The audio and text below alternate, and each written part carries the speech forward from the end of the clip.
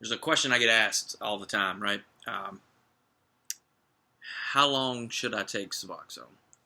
And the answer to that, like the answer to many of life's problems, is it depends. There's so many factors that we have to work through in figuring that out. Answering the question, what's right for you? So, how long have you been on opiates? What's your ultimate goal? What's your long-term plan for success, sobriety? What is your vision for your life? What have you tried in the past? Where have you failed? Where have you succeeded? All these questions matter, and and it's not like if you give this answer to this question, then I have then you should be on Suboxone for this many months or this many years or whatever. I've got a lot of patients who, they say they're never going to stop taking Suboxone, or they never want to at least, and it's because they've been through rehab a million times. They've been bankrupt. They've, lost relationships, and now they're finally feeling stable. And of course, you're always going to get the pessimists who say, "Oh, aren't you, just trading one drug for another?" No, you're not. You're using a medication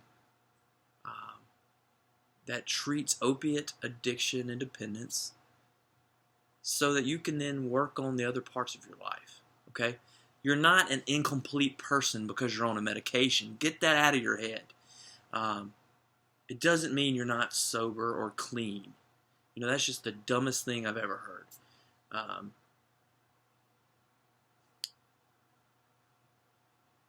So don't feel like you have to feel guilty because you're on Suboxone or Subutex or any of the other, buprenorphine medications, or if you're on methadone or whatever.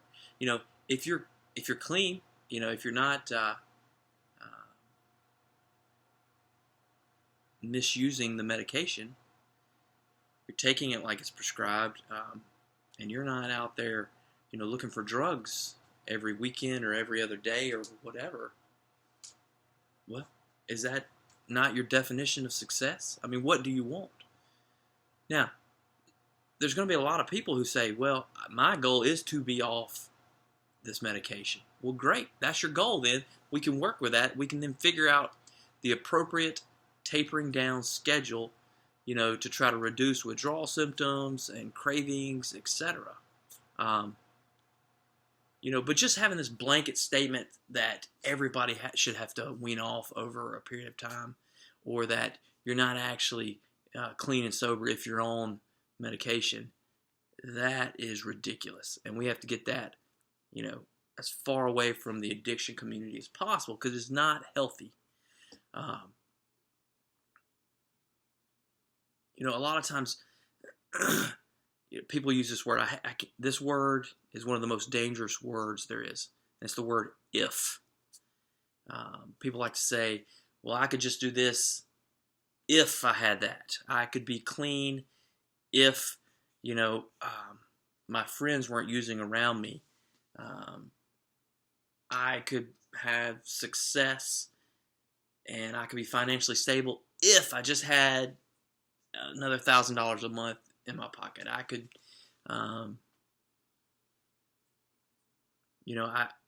I could stop shooting up if you gave me this medication. I could be clean if you increased my dose. Look, if is a dangerous word because it takes away your responsibility and your control. And this, let me tell you, this is where sobriety got it right. Okay, the Serenity Prayer is one of the most important philosophical statements ever. Okay, so focus on what you can control. That is the key to life, man. All right, you don't need self-help gurus. You just need to work on what you can control. Own it, right? Take ownership of your choices, your decisions, your failures. It's okay. Take today and move on. Move into the future. You owe it to yourself. And, I think you're right there. I think you're ready to make some big steps in your life. I think you're ready to come to terms with certain things that you've been dealing with and struggling with, and maybe you've been blaming yourself for certain things, and maybe it's time to forgive yourself. Maybe it's time to forgive other people who harmed you. Maybe you had a horrible thing happen to you in your childhood, and I don't want to minimize that. And maybe that's what led you to this path of drugs. But maybe it's time to let that go. Maybe it's time to free yourself of that struggle. Because maybe that's just weighing you down like an anchor, pulling you deeper and deeper in your own misery. So maybe it's time to let that lift. Take that anchor, put it on a rocket ship, and send it away. You don't need it anymore. Because you're stronger now. The things you've been through, the fact that you've survived them, that means you're ready. You're ready to overcome. And in fact, you're already in that process. You're already building something inside of you that is beautiful and strong and courageous and bold. Why? Because you've taken the steps that you had to take to get you here today. You've been brave enough to accept them. And it's time to let our past go. It's time to live here in the present and look to the future. Because you were meant for more than that past you, right? You were meant for more than what even what your parents thought of you or wanted from you. You're you now. And you can let go of that past and accept the present. And you can make something even better. Something bigger than you ever even imagined. I believe you were created for a purpose. And I feel like you're right there. You're ready for good things to start happening to you. And I believe they're going to. But I need you to believe it as well. I need you to have faith. Faith in your Creator and faith in yourself.